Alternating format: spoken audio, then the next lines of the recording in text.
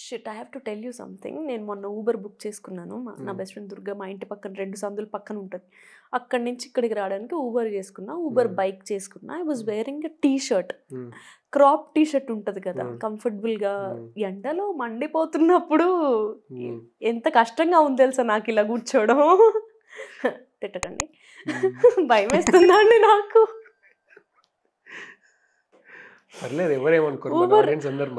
Uber driver మిమ్మల్ని ఒకటి అడుగుతా మేడం ఏమనుకోరు కదా అని అన్నాడు. నాకు యూజువల్గా అలవాటైపోయింది కదా, నంబర్ అడుగుతాడు, లేకపోతే ఏంటి ఏం చేస్తారు మీరు, బాగున్నారు మేడం, ఇలాంటివి నేను విని ఉన్నాను. ఆ ఊబర్ డ్రైవరు మంచి బట్టలు వేసుకోవచ్చు కదా మేడం అన్నాడు.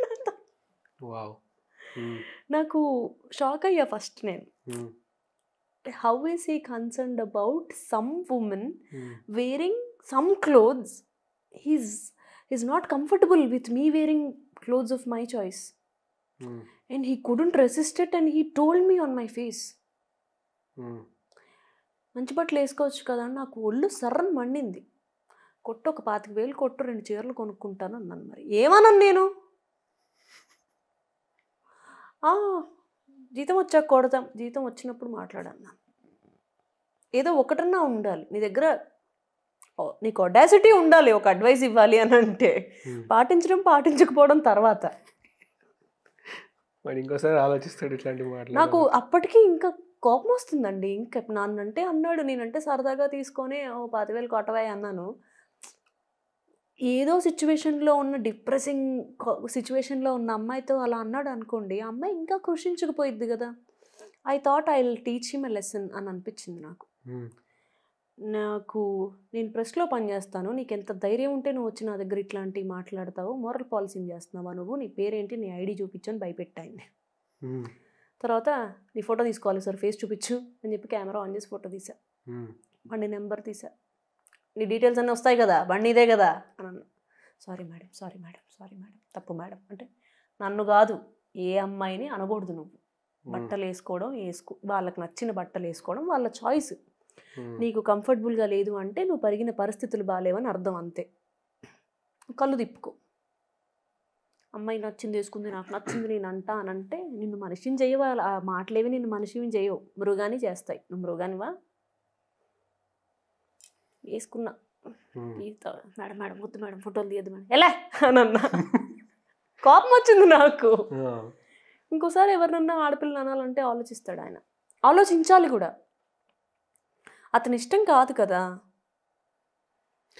బీచ్కి వెళ్ళానండి మొన్న నేను. నా కమెంట్స్ అన్నీ తిట్లే. ఎలా వెళ్తారండి నీళ్ళల్లోకి? నీళ్ళల్లోకి వెళ్ళేటోళ్ళు ఎలా వెళ్తారండి? ఈ కమెంట్లు పెట్టే వాళ్ళ ప్రొఫైల్ ఓపెన్ చేసి చూసాను నేను. ఒక్కొక్కడికి బనీన్ కూడా లేదు నీళ్ళల్లోకి వెళ్ళేటప్పుడు.